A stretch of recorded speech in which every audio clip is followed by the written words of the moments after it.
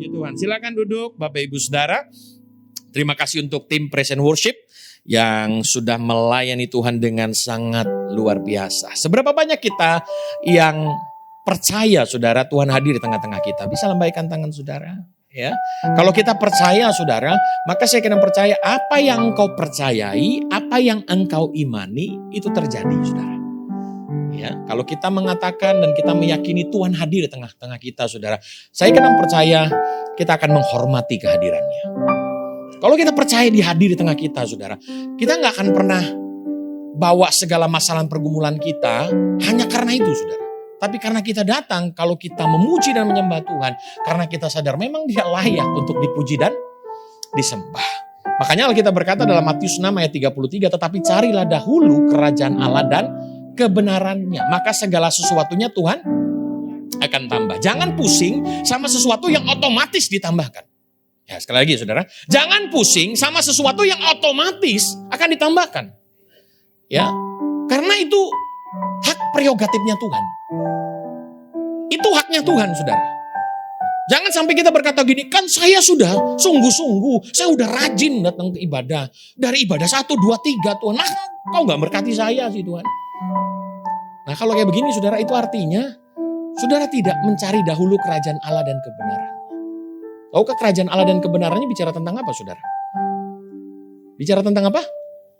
Bicara tentang kehadiran Tuhan. Bicara tentang apa? Bicara tentang kehadiran Tuhan di tengah-tengah kita. Maka segala sesuatunya Tuhan akan tambahkan. Jadi kalau Saudara baca satu perikop ya, bangsa-bangsa mencari hal-hal yang ditambahkan. Sekali lagi, bangsa-bangsa mencari hal-hal yang ditambahkan. Tapi bagi kita anak Tuhan Saudara, cari dahulu kerajaan Allah dan kebenarannya. Berarti kalau mencari dahulu kerajaan Allah dan kebenarannya, motifnya harus benar. Datang ibadah motifnya benar, motivasinya benar. Menyembah Tuhan motivasinya benar. Waktu kita masuk dalam perjamuan motivasinya juga benar. Jangan asal-asalan Saudara. Karena mungkin setiap minggu kita melakukan enggak Saudara. Tapi kita percaya bahwa ada kuasa yang luar biasa di balik perjamuan kudus. Waktu kita memberi persembahan motivasinya benar. Bukan supaya untuk diberkati. Karena sudah terlebih dahulu diberkati. Motif waktu kita melayani pun harus benar Saudara. Bukan karena mencari muka. Kenapa? Karena mukanya gak tahu kemana.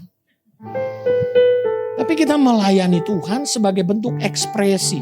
Kalau orang Batak bilang, kodang do Tuhan berkatmu terhadapku.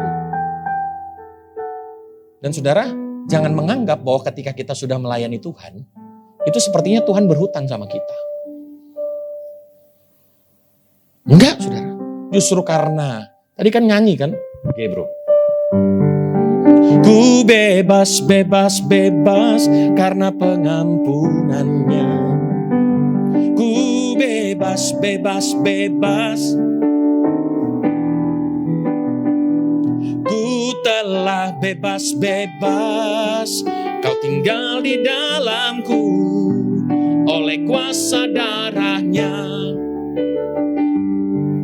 Jadi kalau kita sadar semua itu hanya karena kuasa darahnya. Semua itu hanya karena kebaikannya Saudara. Kita gak akan pernah berkata, Tuhan, kalau saya sudah setia melayani Tuhan, harusnya diberkati Tuhan. Justru Saudara, karena Saudara sudah diberkati Tuhan, makanya Saudara belajar untuk melayani pekerjaan Tuhan. Amin Saudara. Ya. Nah jadi Saudara kasih Tuhan, motifnya harus benar. Ketika kita punya motif yang benar, Tuhan tahu sampai kedalaman hati kita. Ya, bilang samping kanan kirinya, Tuhan tahu sampai kedalaman hatimu. Ya, Tuhan tahu sampai kedalaman hatimu. Biar kita punya motif yang benar. Kita punya motivasi yang benar, kita menyembah Tuhan. Karena apa Saudara? Karena kita mengasihi Tuhan, kita mencintai Tuhan. Siapa yang mengasihi Tuhan Yesus Saudara? Waduh, semua kita mengasihi Tuhan Yesus. Kalau enggak Saudara enggak mungkin ada di tempat ini, betul enggak? Karena kita mengasihi dan mencintai Tuhan Yesus. Nah beberapa waktu yang lalu Saudara, kita sama-sama mendengar berita tentang Jumat Agung. Ya, kalau kemarin Saudara saya menyampaikan kebenaran firman Tuhan di Paskah, Jumat Agung bicara tentang apa? Kasih Tuhan yang begitu besar. Jadi karena dia mengasihi Saudara dan saya lah, maka dia datang ke dalam dunia ini, mati di atas kayu salib. Tapi dunia tidak mengakui dia mati di atas kayu salib. boro-boro mengakui kematiannya. Dunia meragukan juga kebangkitannya. Tapi bagi kita yang percaya, saudara, dia benar-benar mati untuk saudara dan saya. Karena kasihnya. Betul nggak? Saudara, sebenarnya nggak pantas loh kita. Kalau dalam standarnya gitu ya. Mungkin di dalam perusahaan ada istilah SOP, saudara. Ya, kalau SOP-nya demikian, baru layak engkau aku selamatkan. Sebenarnya kita nggak pantas untuk diselamatkan. Kenapa? Karena banyak dosa dan pelanggaran kita. Tapi sekali lagi Tuhan begitu mengasihi dan mencintai kita. Makanya ketika kita melakukan perjamuan kudus, saudara, kita ingat akan kasih Tuhan yang begitu besar dalam hidup kita, saudara. Dia mati di atas kayu salib. Namun, saudara, kabar baiknya, alam maut, saudara, bukan tempat dia. Dia bangkit dari antara kematian. Ya, supaya saudara dan saya memiliki iman yang tidak sia-sia. Ketekunan Bapak Ibu Saudara dalam berdoa, dalam membaca Alkitab, itu gak sia-sia. Ketekunan saudara dalam melayani Tuhan, itu gak sia-sia, saudara.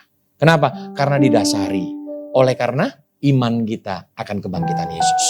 Nah, yang luar biasa, saudara, setelah kebangkitan, kita akan masuk selama 40 hari, saudara, yang dikenal sebagai Tuhan menampakkan diri kepada banyak orang, saudara.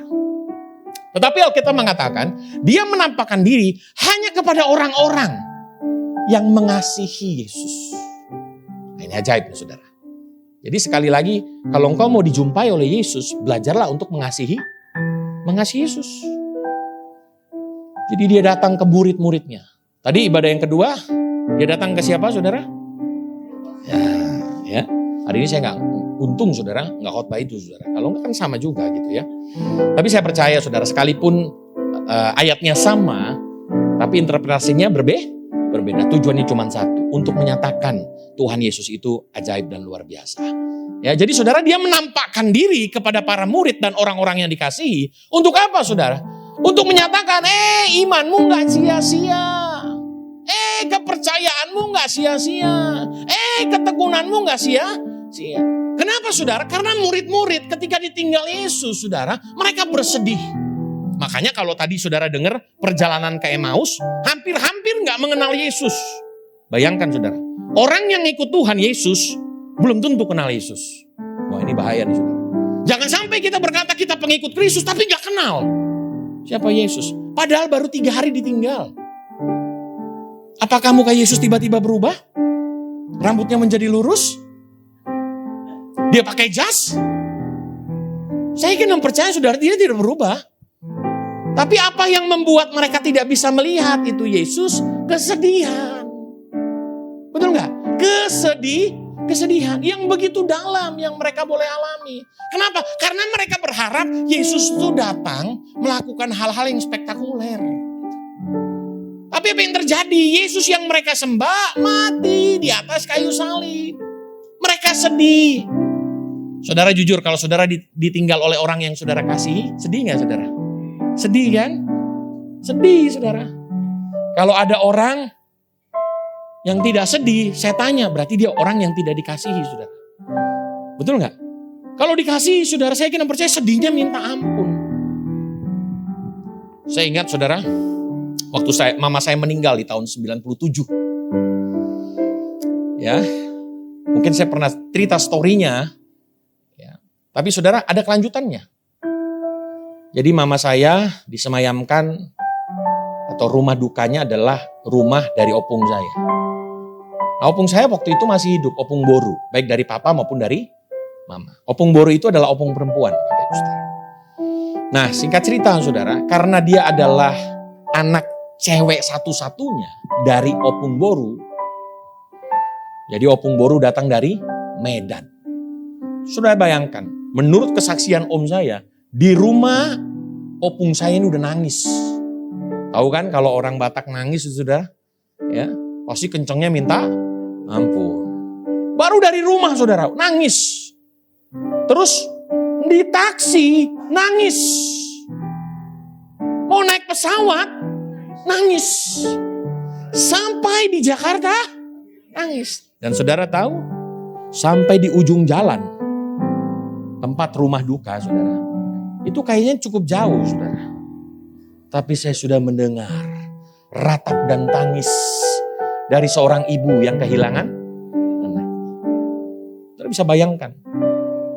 Saya kira percaya saudara, bahkan tidak sedikit orang, bukan sukuisme saudara, tapi kalau orang Batak nangis itu saudara, kunci Tuhan, itu maksudnya berduka, itu nangisnya luar biasa dah. Ya. Kadang-kadang suka lepas kontrol saudara, tiba-tiba bisa pingsan, gitu kan. Jadi saudara kunci Tuhan, saya kira percaya murid-muridnya kala itu sedihnya minta ampun saudara, sampai nggak kenal siapa Yesus. Nah, mata mereka terbuka ketika mereka masuk dalam perjamuan. Mata mereka terbuka, mereka ingat waktu malam sebelum dia disalibkan. Waduh, dia melakukan hal ini. Jadi saudara, Yesus menampakkan diri kepada muridnya untuk menyatakan, aku ini Tuhan. Ya. Kubur kosong membuktikan aku hidup. Jangan ragu, jangan takut. Nah setelah itu apa yang terjadi saudara? Iman mereka bertumbuh. Katakan sama-sama, iman mereka bertumbuh. Ya, tadinya sedih, tadinya takut, mereka jadi berani untuk memberitakan firman Tuhan. Makanya kalau orang percaya saudara, ngikut Yesus masih takut. Ingat, takut itu ada dua versi saudara. Takut, karena memang kalau kita mau nyebrang takut, ya kan hati-hati saudara. Gak mungkin kan saudara, in the name of Jesus. Ya kan? Busway lewat, bis. Bukan busway yang penyot saudara. Diri saudara yang penyot. Ya. Artinya apa? Berjaga-jaga. Sometimes ada rasa takut, ada. Tapi jangan sampai hidup kita dipenuhi dengan rasa takut. Sampai kehilangan pengharapan kepada Tuhan. Sampai kehilangan pengharapan kepada Tuhan. Apa yang terjadi? Murid-muridnya saudara, ketika tahu Yesus bangkit saudara, mereka gak takut memberitakan firman Tuhan. Tadinya mereka takut. Makanya di hadapan Tuhan saudara harus berani menyampaikan firman Tuhan. Harus berani menyampaikan iman. Gak usah jauh-jauh deh saudara. Kalau saudara makan misalnya. Nah, saya gak mau mengutip lah saudara ya. Misalnya di tengah jalan kan saudara makan. Bukan di tengah jalan, di pinggir jalan. Ya kalau di tengah jalan saudara bisa tabrak saudara. Ya di pinggir jalan. Contoh-contoh makan bakso saudara. Ya kan? Contoh ya. Nah saudara, waktu saudara terima bakso, apakah saudara takut untuk berdoa? Ya memang berdoanya kan tidak sekonyong-konyong kan. Tiba-tiba saudara menggelegarkan suara saudara berkata, dalam nama Yesus. Ya kalau saudara diberikan keberanian khusus, just do it. Lakukan saja. Amin. Tapi keselamatan hidup saudara tidak kami tanggung. Dalam hal itu, kita menyatakan iman kita, mau gak kita berdoa? Tuhan, terima kasih. Walaupun kita gak buka suara kita, makasih ya Tuhan. Orang lewat, ngapain nih orang ngeratapi bakso? Dia gak tahu lagi berdoa. Anak saya saudara, setiap pagi saya antar anak saya. Ya, jadi ini papi saudara. Nah, awalnya saya yang doain dia.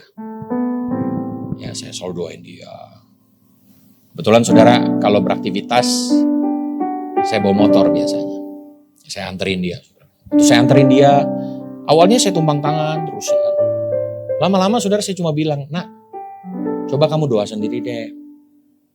Oh gitu ya papi, ya doa sendiri deh. Nah jadi saudara kadang dia doa di motor. Dia di depan, saya lagi. Saudara ada satpam negor dia. Ini kebetulan anak saya ini dikenal banyak satpam saudara. Bukan karena bapaknya bermasalah, bukan. Ya, tapi karena bapaknya sering bergaul. Ya, ditanya, dipanggil. Tiba-tiba saudara dipanggil dia nggak nyaut sama sekali. Ya kan? Dia nggak nyaut sama sekali. Saya agak bingung ya kan. Kan gak lama kemudian dia bilang, udah papi. Hah? Udah apa? Udah doanya. Oh, ternyata tadi dia lagi berdoa.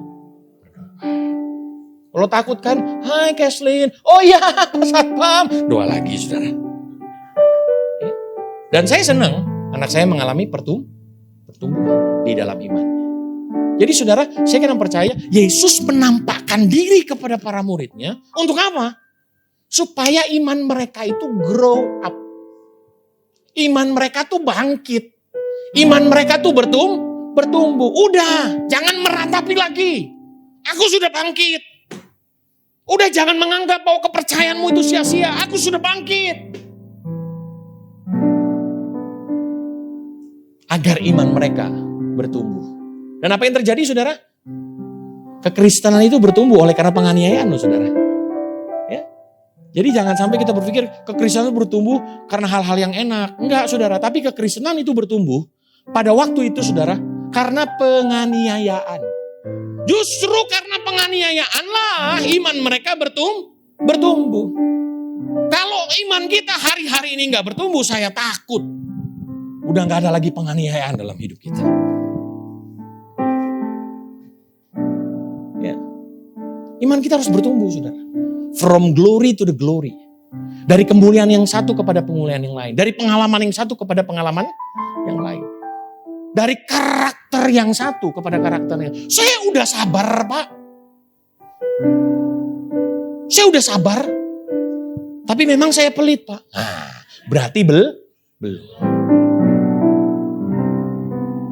Saya udah murah hati Pak. Tapi masih suka ngungkit-ngungkit apa yang saya beri. Ya, berarti belum.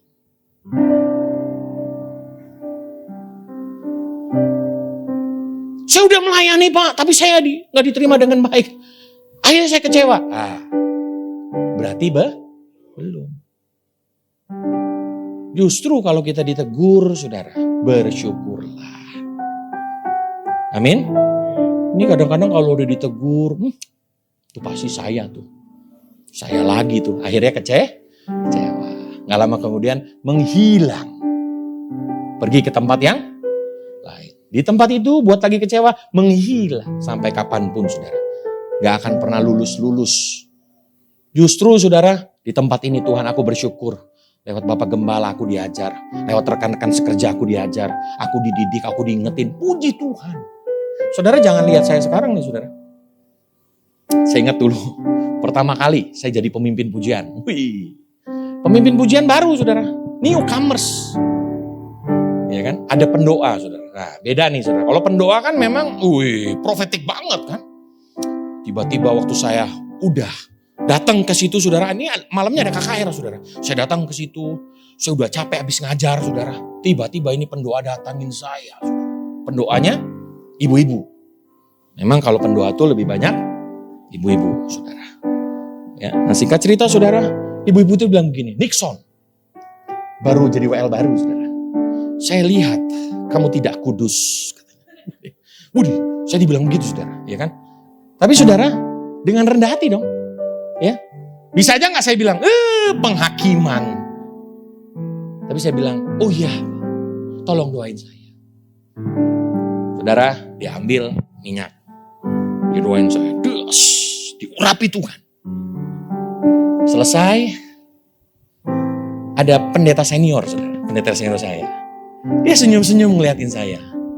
Saya gak tahu arti senyumnya dia saudara. Tapi dia bilang begini, udah kan? Maksudnya udah apa Pak? Udah kan? Udah kamu jangan sakit hati. Emang tuh ibu begitu. Ya emang itu ibu begitu. Oh iya Pak, kan saya jadi pemimpin pujian baru Pak. Gak apa-apa Pak, saya bilang gitu. Kalau memang di pemandangan Tuhan saya salah, ampuni saya ya Tuhan. Dan saudara tahu berjalannya waktu? Berjalannya waktu, hari demi hari, waktu demi waktu. Dulunya jadi WL cadangan. WL cadangan. Kalau nggak ada WL baru saya turun. WL cadangan. Tapi hati-hati saudara. WL cadangan bisa menjadi WL utama. Singkat cerita, berjalannya waktu dari WL mulai dipercayakan khotbah. Dan saya pergi suatu ketika khotbah di satu gereja. Waktu saya khotbah, ada ibu itu lagi dengar saya khotbah. Dia nunduk aja saudara. Dia nunduk, saya tahu saudara. Ya, saya tahu. Sejak saat itu saudara, pokoknya dia kalau ngelihat saya kayak gimana gitu saudara. Ya, sejak saat itu. Karena entah kenapa Bapak Gembala pada waktu itu ya seneng lah gitu ya, seneng. Jadi suka dibawa kemana-mana. Nah ibu ini mungkin agak sedikit cembokur, saudara. Ya, singkat cerita waktu saya khotbah menyampaikan firman Tuhan selesai, saya datangin ibu itu. Bu, oh iya Nixon. Oh, mulai takut begitu kan. Oh iya Nixon. Makasih ya Bu. Waktu itu ibu sudah doain saya. Bu, teruslah doain saya. Supaya saya tetap menyenangkan hati Tuhan. Ibunya nangis saudara. Ibunya nangis. Padahal saya gak lagi tumpang tangan. Gak lagi pengurapan. Nangis. Saya cuma bilang, Bu, udah gak apa-apa. Ya kan? Waktu itu kan sampai masih muda ini saudara puji Tuhan. Bisa gak dalam hati? Rasain ya kan? Bisa saudara. Tapi ingatlah saudara, kalau kita ditegur, kita diajar, kita dididik sekali lagi. Punyalah kerendahan hati. Tuhan, kalau memang aku harus berubah, aku mau berubah. Ya, kecuali saudara, ya, masukannya nggak membangun. Nah, itu dia, saudara. Nixon, saya nggak mau ya. Kamu pakai misalnya bajunya itu ya. Pokoknya kamu harus pakai baju yang ini, mereknya ini. Oh ya udah, berarti nggak membangun, saudara. Bagaimana mau beli misalnya gitu? Yang dia bilang mereknya, ya udahlah, saudara lebih tahu dari saya. Ya. Tapi kalau ditegur, dididik, diajar. Sampai hari ini saudara, saya selalu datang Pak Gembala. Kalau ada hal-hal yang perlu saya ubah dalam menyampaikan firman Tuhan, kasih tahu ya. Gak apa-apa. Ntar ngomong ya kalau ada Pak Gembala ya, pasti saya ngomong begitu. Ya, dia kan direkam nih. Amin Pak Gembala. Jadi saudaraku kisah Tuhan, saya kadang percaya bahwa Tuhan pun rindu agar kita bertumbuh. Makanya firman Tuhan saudara berkata begini saudara. Kita buka sama-sama Efesus pasal 4 ayat yang ke-15 saudara. Kita baca 2, 3 ya.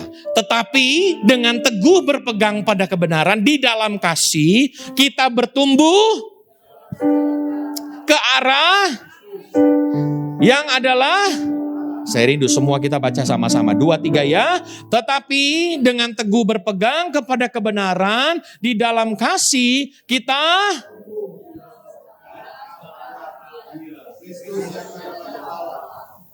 kita bertumbuh di dalam segala hal. Bukan satu hal aja, saya udah sabar Pak Nixon. Oke, bagus. Mungkin Tuhan mau juga punya kerendahan hati. Saya udah rendah hati Pak Nixon. Oh bagus. Mungkin Tuhan mau ajar untuk bersuka cita. Sampai saudaraku yang kasih Tuhan, kita benar-benar ngalamin yang namanya pertumbuhan. Apa tolak ukur pertumbuhan? Kita merasakan, orang lain merasakan, pekerjaan Tuhan merasakan. Nah, sekali lagi ya saudara ya. Apa ukurannya kalau kita bertumbuh di dalam? Kita ngerasain. Ya, bagus kalau kita ngerasain, ini saya sepertinya udah rajin loh ikut ibadah. Bagus. Tapi orang lain juga merasakan. Oh iya, itu Bapak sekarang rajinnya minta ampun loh datang ibadah. Oh, bagus. Tapi saudara, yang ketiga, pekerjaan Tuhan juga mengakui. Tuhan dipermuliakan. Pada waktu kita bertumbuh, hidup kita bukannya tentang kita lagi, saudara. Bagaimana hidup kita bisa melayani pekerjaan Tuhan. Makanya saya rindu, saudara. Semua kita di tempat ini punya talenta bersama-sama. Betul nggak? Nggak semua dipanggil menjadi seorang pemimpin pujian. Dan jangan merasa seorang pemimpin pujian itu sebagai seorang yang superior. Oh kayaknya pemimpin pujian tuh hebat deh. Ya nggak semua dipanggil menjadi seorang singer. Jangan sampai saudara, kita kepedean mau jadi singer misalnya gitu. Pede kenapa? Iya saya ngerasa. Kalau saya nyanyi gitu. Iya saya ngerasa Tuhan hadir. Gak apa-apa saudara.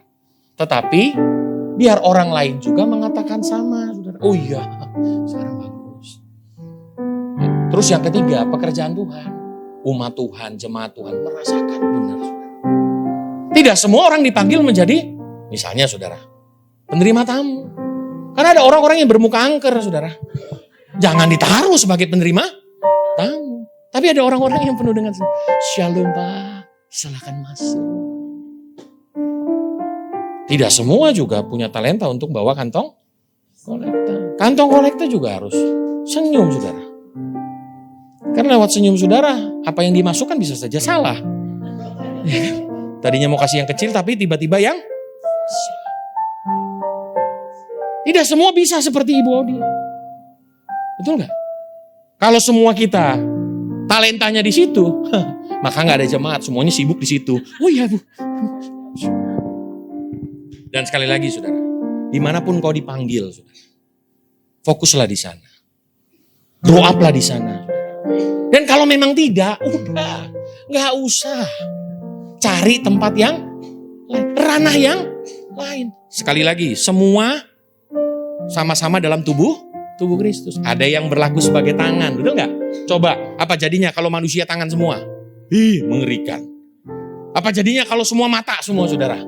Coba datang ke sini, mata semua tuh, waduh, saya nggak ngerti. Gimana itu, saudara? Apa jadinya kalau kaki semua? Makanya ada seorang pendoa, betul nggak? Ada seorang penerima tamu, ada kantong kolektor, ada multimedia, ada pemain. Coba semuanya, saudara, kita punya talenta main begini, saudara. Maka saya kira percaya. Ya, mungkin baru tahun depan berikutnya saudara akan dijadwal kemudian. Karena semuanya begitu. Tapi ingat sekali lagi, semua kita sama-sama mau bertumbuh ke arah siapa, saudara? Kristus.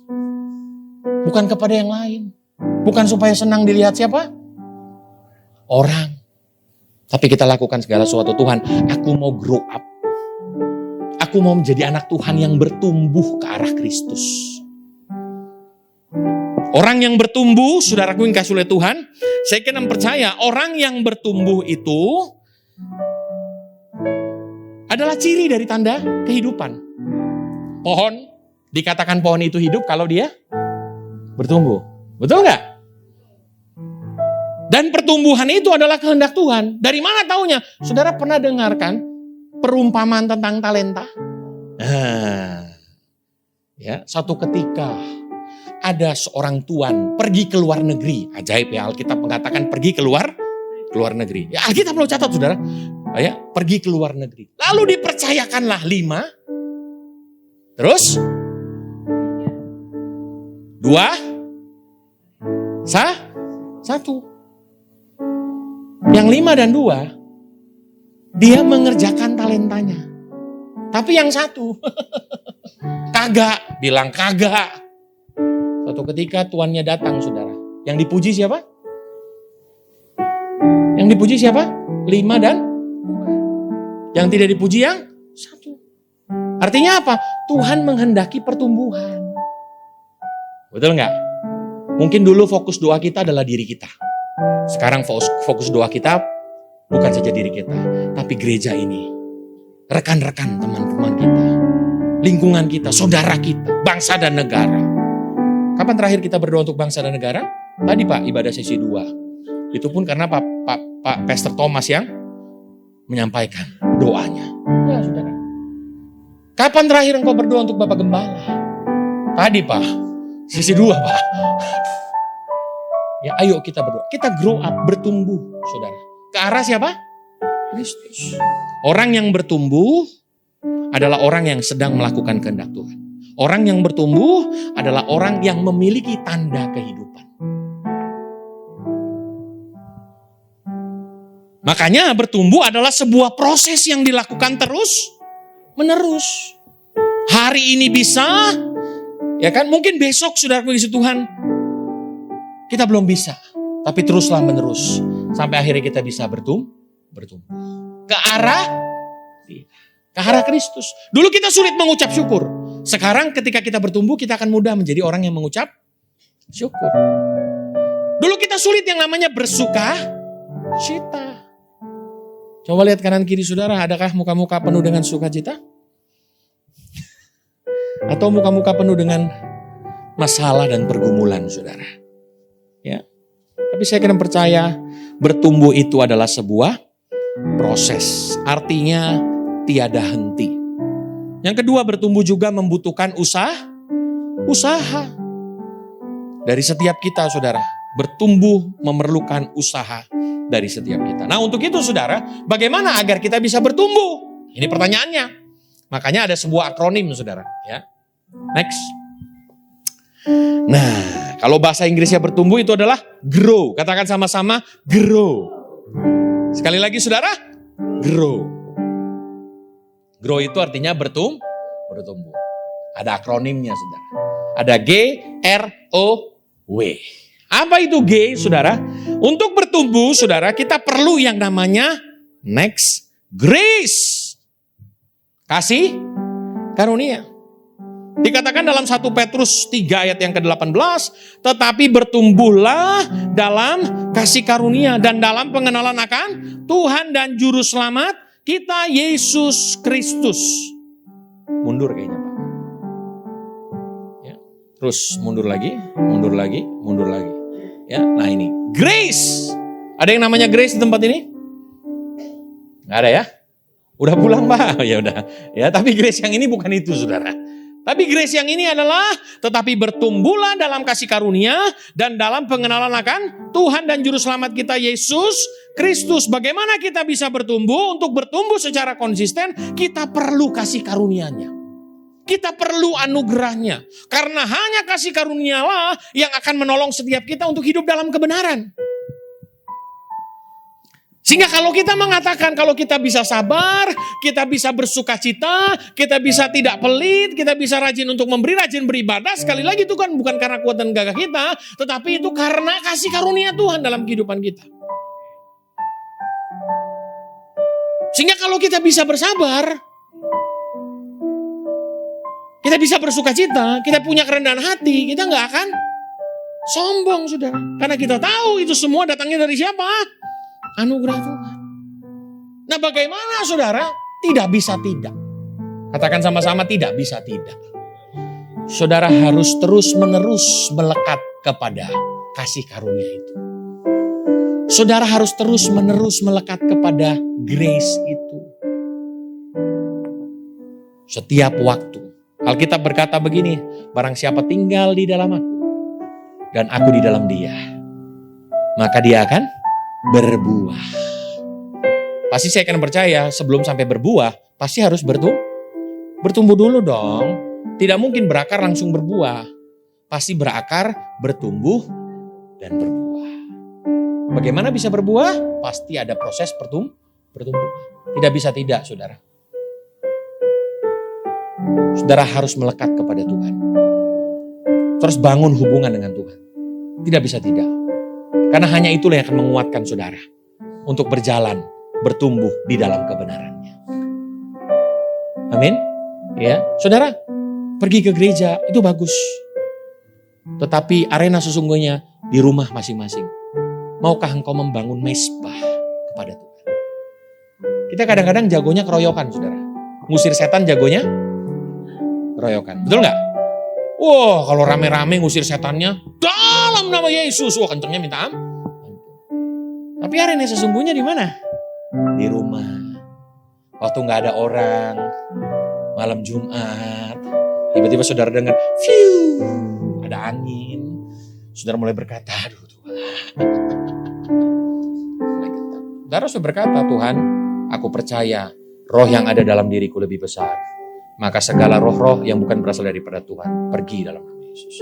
Saya sampai hari ini saudara, kalau saya ngerasa nggak enak di rumah, saya akan langsung ambil minyak urapan. Saya akan doakan minyak. Ya.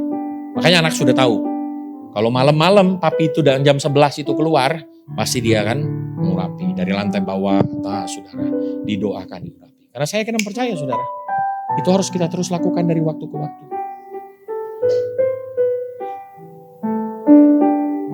Jangan sampai, takut ya. Ada setan nih, jangan-jangan. Padahal kuasa yang ada dalam diri saudara, roh yang ada dalam diri saudara lebih besar. Makanya bergaulah dengan kasih karunia itu. Bergaulah dengan Tuhan. Bergaulah dengan Yesus. Buat relationship setiap waktu. Siapa di tempat ini punya jam saat teduh setiap hari saudara? Saat teduh setiap hari, bagus. Ya, yang gak angkat tangan saudara, jangan berkecil hati. Masih ada kesempatan selama engkau hidup. Ya, makanya kan ada lagu berkata, bro. Hidup ini adalah kesempatan. Hidup ini untuk melayani Tuhan. Jangan sia-siakan waktu yang Tuhan beri. Hidup ini harus jadi berkat. Orang mau jadi berkat, dia harus mengalami perubahan dalam pola pikirnya. Betul nggak? Ya, bagaimana mau jadi berkat kalau yang dipikirkan dirinya, dia,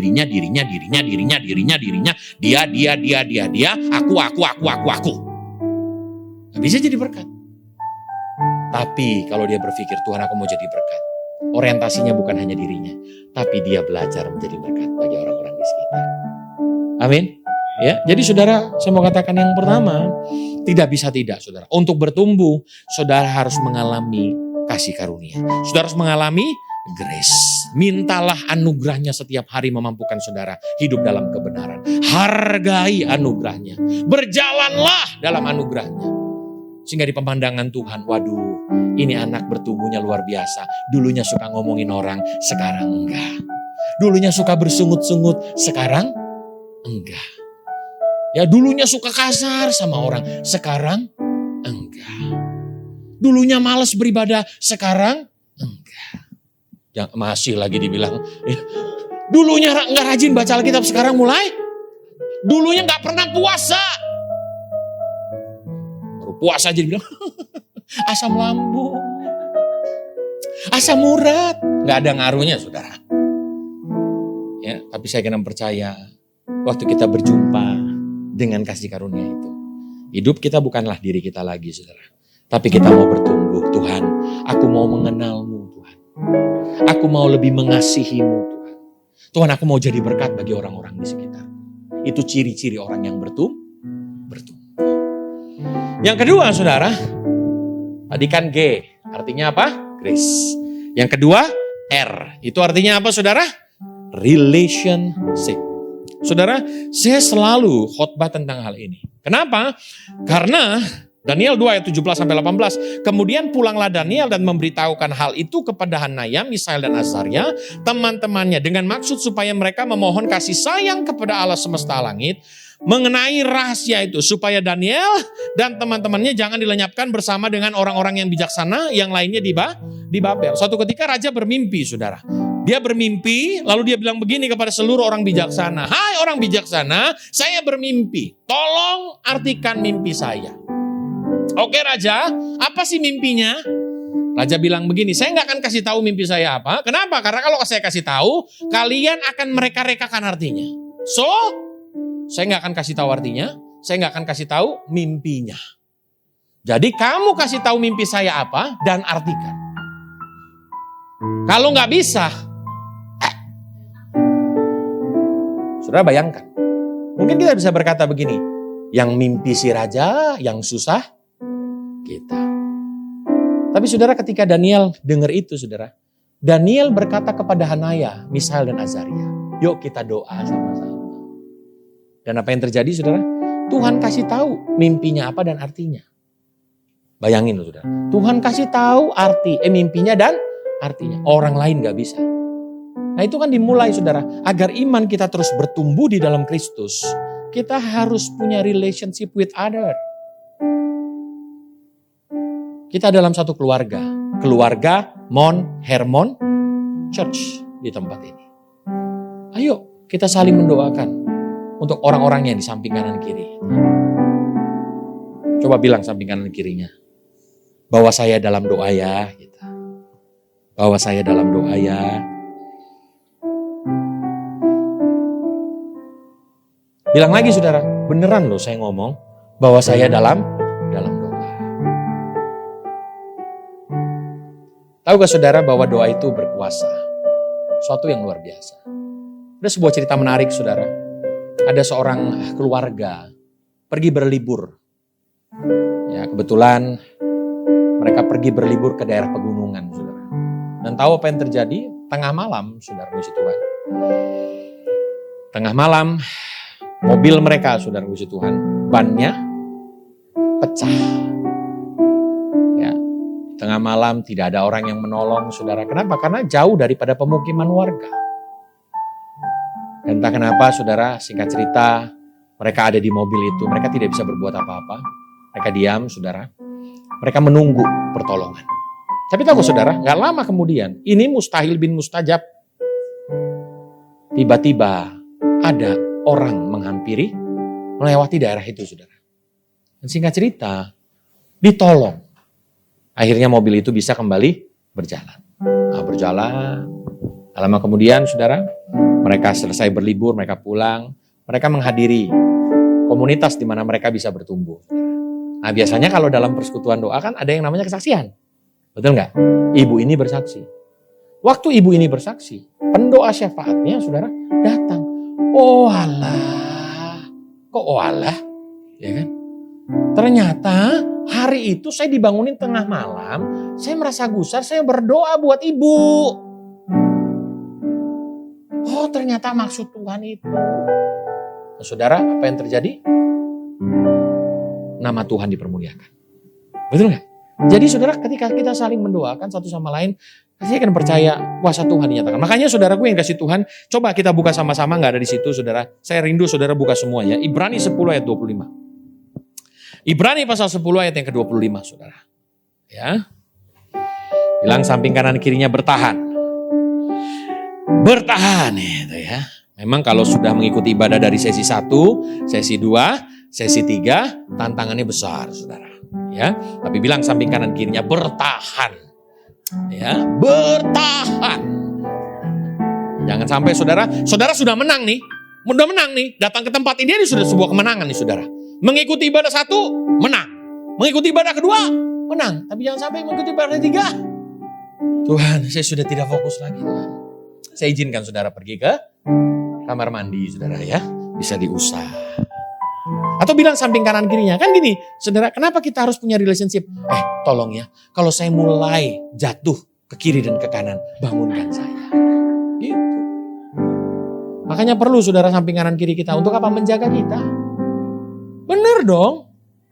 Ya, menjaga kita. Dan kalau ditegur, jangan tidur. Saya nggak tidur. Jangan gitu. Marah lagi kan. Oh iya ya Tuhan. Amin. Ya, ini jam-jam rawan memang saudara puji Tuhan. Tapi saya doa saudara menang sampai pada akhirnya. Ibadah ketiga selesai. Haleluya. Masih ada sekitar 20 poin lagi saudara ya. Ya, Ibrani 10 ayat 25. Kita baca 2-3 ya. Janganlah kita menjauhkan diri dari pertemuan-pertemuan ibadah kita seperti dibiasakan oleh beberapa orang, tetapi marilah kita saling menasehati dan semakin giat menjelang hari Tuhan yang mendekat. Jangan menjauhkan diri dari pertemuan ibadah. Makanya bersyukur saudara kalau diingatin temennya, ibadah yuk. Jangan saudara bilang, ibadah mulu. Jangan saudara. Ya karena di dalam ibadah kita dengar firman Tuhan kan. Kan gak mungkin dalam ibadah saudara dengerin hamba Tuhan yang ngomongin orang. Atau pendeta yang ngomongin, gak mungkin saudara. Apalagi di tempat ini. Saya kena percaya kita datang ke tempat ini karena kita mau dengar firman Tuhan. Ya, saya bersyukur saudara ada di tempat ini. Kenapa? Karena pemberitaannya pasti tentang Yesus. Tidak ada yang lain. Makanya dasar daripada berkhotbah yang pertama Alkitab. Yang kedua adalah Yesus Center. Gak ada yang lain. Pusatnya harus Yesus. Janganlah kita menjauhkan diri dari pertemuan-pertemuan ibadah. Seperti yang dibiasakan oleh. Ternyata ada orang-orang yang biasanya. Ayo saudara. Jadi mulai ini ya saudara. Suka sama menafsirkan ayat ya. Janganlah kita menjauhkan diri dari pertemuan-pertemuan ibadah seperti dibiasakan. Jadi ada orang yang biasanya menjauhkan diri dari. Ayo ibadah yuk ntar aja lah. Ayo ibadah yuk besok lah. Tiba-tiba kabar gak enak terjadi saudara. Sakit. Ayo ibadah. Udah gak bisa aku ibadah. Waktu bisa kau ibadah banyak kali alasanmu. Tapi gak di sini saudara. Ya, di sini bagus-bagus. Adanya di Bekasi saudara. Saya tinggal di Bekasi. Jadi gak ada yang marah dong. Amin. Teman-teman dari Bekasi. Gak diaminin Pak. Ayo ya gak usah diaminin yang begituan saudara. Ya, tapi saya mau katakan saudara, janganlah kita menjauhkan diri dari pertemuan ibadah. Kenapa? Karena kita saling mengingatkan di tempat ini. Ini ada yang ajaib nih saudara ya. Alkitab berkata begini, 1 Tesalonika 5. Nggak ada di situ. Bisa dibantu ya Bu Odi ya.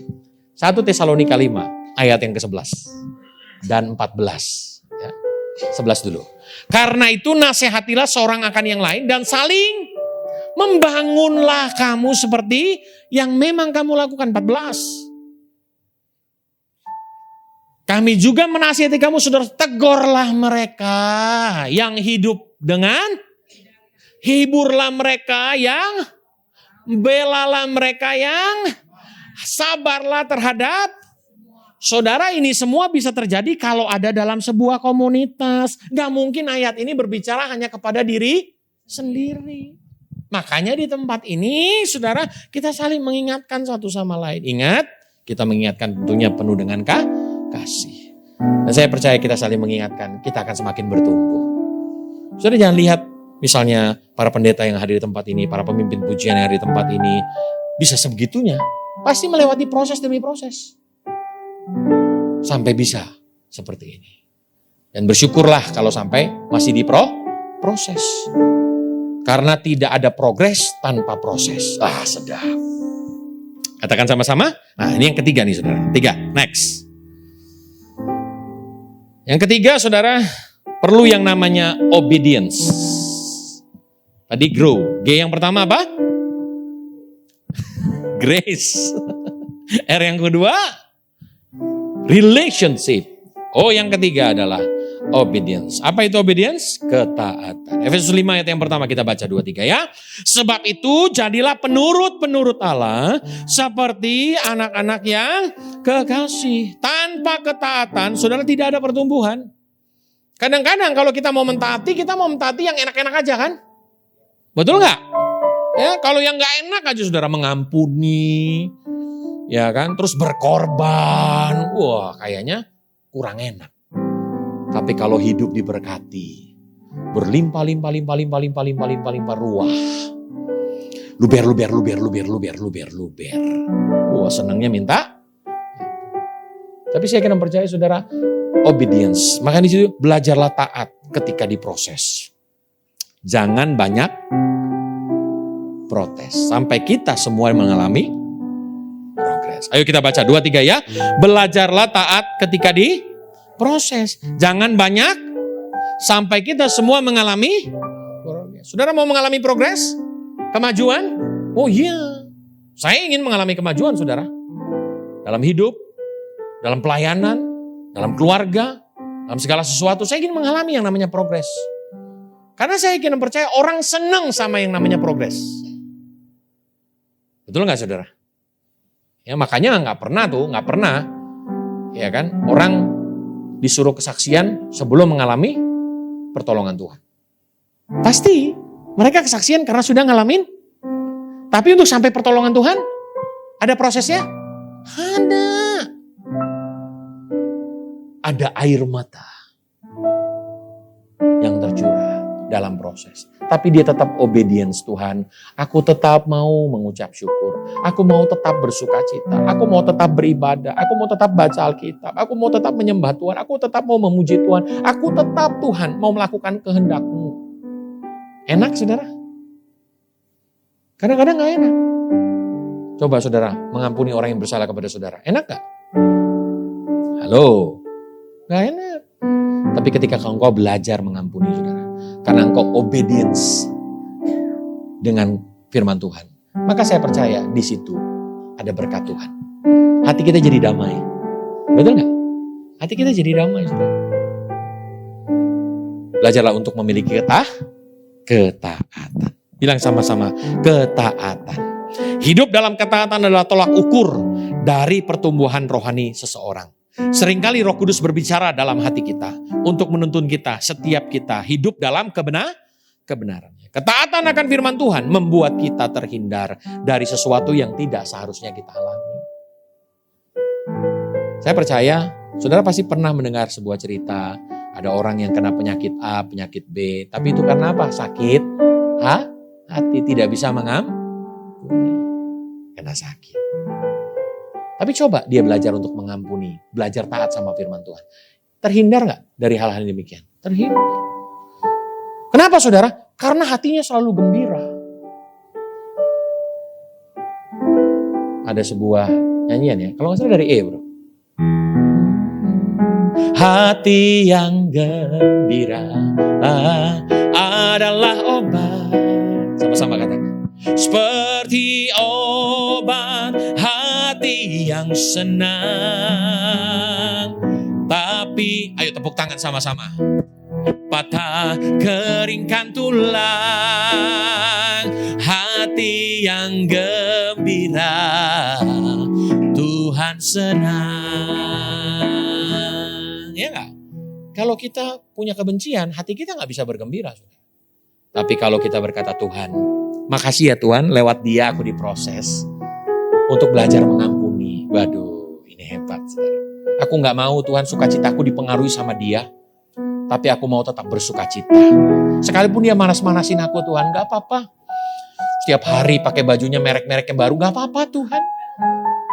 Gak apa-apa Tuhan. Yang penting aku masih pantas pakai baju. Saudara, lebih baik saudara pakai baju yang biasa. Tapi dinilai orang baju saudara mahal. Daripada pakai baju mahal dibilang. Ya tergantung yang pakai.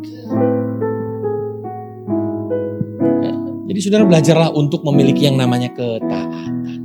Tuhan, ketika saudara, saya percaya salah satu bentuk kita mau belajar taat sama Tuhan adalah memberikan persembahan. Memberikan persepuluhan. Memang tidak mudah saudara. Sulit bukan berarti tidak bisa. Katakan sama-sama. Sulit bukan berarti tidak bisa. Sekali lagi 2, 3 ya. Sulit bukan berarti tidak bisa. Selama kita mau belajar pasti bisa. Apalagi kita punya Tuhan yang memberikan kemampuan. Tuhan sulit aku mengampuni orang. Memang sulit. Tapi ketika engkau mau belajar Tuhan, tolong aku ya. Berikan aku kekuatan. Saudara lepaskan pengampunan. Hati terhindar dari sakit hati. Orang yang terhindar dari sakit hati wajahnya akan kelihatan saudara. Penuh dengan sukacita. Saya percaya nih saudara. Ya, coba ekspresikan muka-muka yang tidak pernah sakit hati saudara. Ya, memutuskan untuk tidak. Udah Tuhan, aku percaya Tuhan pegang kendali kehidupanku. Amin.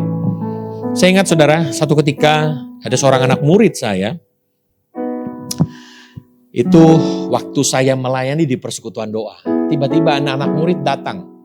Teriak-teriak mempermalukan saya di persekutuan doa. Wih, ini murid udah saya didik, saya ajar kebenaran firman Tuhan. Dan apa yang terjadi? Kala itu dia datang di tengah-tengah ibadah teriak-teriak. Lalu tiba-tiba ketua persekutuan doanya bilang, diam! Kamu kenal Nixon baru, tapi saya kenal dia sejak dia masih SMA. Jadi diam ya, jangan ngomongin lagi ibadah. Udah tuh begini dia. Wah, oke, saudara, dia cerita, gak apa-apa. Saya malu-malu saudara. Tapi saya bilang Tuhan, makasih ya Tuhan. Aku bersyukur masih ada orang-orang yang melakukan hal itu terhadap. Dan saudara berjalannya waktu, ini anak pacaran sama adik sepupu saya. Saudara tahu? Adik sepupu saya dipacarin. Ya, gak lama kemudian saudara, waktu kumpul ibadah gitu di keluarga, dia tiba-tiba datang merasa bersalah, minta maaf. Karena dia telah melakukan hal yang sepatutnya dia tidak lakukan. Tapi apa saya marah dan berkata, tak sudi. Enggak, saya cuma bilang, dari kamu melakukan hal itu, sejak saat itu pun, saya sudah mengampuni kamu. Saya sudah memaafkan kamu. Gak apa-apa. Itu adalah perjalanan kehidupan kerohanian kamu. Di dalam pengindahan Tuhan. Sejak saat itu, saudara. Sejak saat itu. Dia begitu respect. Saya gak hakimi dia. Rajam dia dengan batu. Yang kau anggap sepelenya diriku, jangan kau pacaran sama adik suku. Tapi saya tidak melakukan hal itu. Karena saya tahu itu tidak benar, saudara. Tapi Tuhan mau apa? Kita Saudara, saya sering banget ngalamin yang begituan, saudara. Maka saya bisa ceritakan kepada saudara. Biarkan kebenaran yang saudara lakukan, itu yang akan membela saudara. kebenaran yang saudara lakukan, kebenaran yang saudara percayai, engkau hidup dalam kebenaran, itu yang akan membela saudara. Bukan karena enggak, saya enggak begitu, enggak. Saya cuma diam kala itu saudara. Ya, kebanyakan ibu-ibu berkata, udah gak apa-apa Nixon, kami kan kenal kamu. Iya, tolong doain saya. Singkat cerita saudara, masalahnya kelar. Tapi sekarang dia sudah putus sama adik sepupu saya. Tapi hubungan tetap baik? Hubungan tetap baik. Jadi saudaraku, saya mau katakan bagi setiap kita, ayo belajarlah hidup dalam kebenaran. Memang tidak mudah saudara. Mengucap syukur. Betul gak? Tetap punya respon yang baik. Sekalipun doa belum dijawab. Tetap punya respon yang baik. Tidak mudah. Tapi bukan berarti tidak bisa. Yang terakhir. Oh haleluya.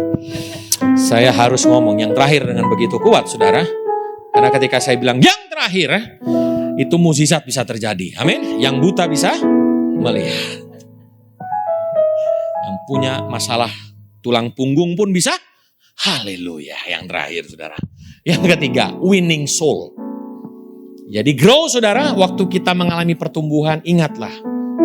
Goal daripada kita mengalami pertumbuhan bukan untuk diri kita. Tetapi menyelamatkan banyak orang.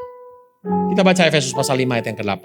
Memang dahulu kamu adalah, tetapi sekarang kamu adalah terang di dalam Tuhan. Sebab itu hiduplah sebagai anak-anak terang. Jadi tujuan daripada kita bertumbuh bukan untuk kepentingan kita. Tapi tujuan daripada kita bertumbuh bagaimana hidup kita bisa menjadi berkat buat orang-orang di sekitar kita. Sehingga mereka bisa mengenal Kristus lewat hidup kita saudara. Amin. Tujuannya kan itu. Makanya saya senang banget nih kalau Bapak Ibu dari tempat ini bawa jiwa. Ajak jiwa sama-sama. Ya, karena saya kan percaya itu adalah panggilan kita. Melaksanakan amanat agung. Untuk menjadikan semua bangsamu murid. Hasil akhir dari pertumbuhan bukan hanya menjadikan kita pribadi yang semakin indah di pemandangannya. Namun menjadi pribadi yang menjawab amanatnya bagi setiap kita orang percaya. Ayat terakhir saudara, Matius pasal 5. Saya gak tahu apakah ada di situ. Kayaknya gak ada ya. Matius pasal 5 ayat yang ke-16. Yuk kita baca sama-sama. Matius pasal 5 ayat yang ke-16. Kita baca 2, 3, ya. Demikianlah hendaknya terangmu bercahaya di depan, supaya mereka melihat perbuatanmu yang baik dan memuliakan Bapamu yang di sorga. Mari saudara, saya berdoa agar anak-anak Tuhan di tempat ini saudara, kita mau sama-sama bertumbuh ke arah Kristus. Amin. Ya, jadi saudara puji Tuhan, saya akan percaya kalau fokus kita bertumbuh, maka setiap hari, setiap kali kita ibadah Tuhan, aku ingin menjadi lebih baik lagi di pemandangan-Mu. Tuhan, aku ingin lebih menjadi orang yang berkenan di hadapan-Mu. Tolong bantu aku Tuhan. Dengan kekuatannya saudara. Ya, dengan grace, relationship yang saudara bangun bersama dengan orang-orang benar. Bersama dengan orang-orang beriman. Obedience, karena Engkau mengasihi dan mencintai Tuhan. Dan hasil akhir adalah winning soul. Bagaimana hidup kita menjadi berkat sehingga orang-orang di luar sana dapat mengenal Kristus lewat kehidupan kita. Kita bangkit berdiri bersama-sama.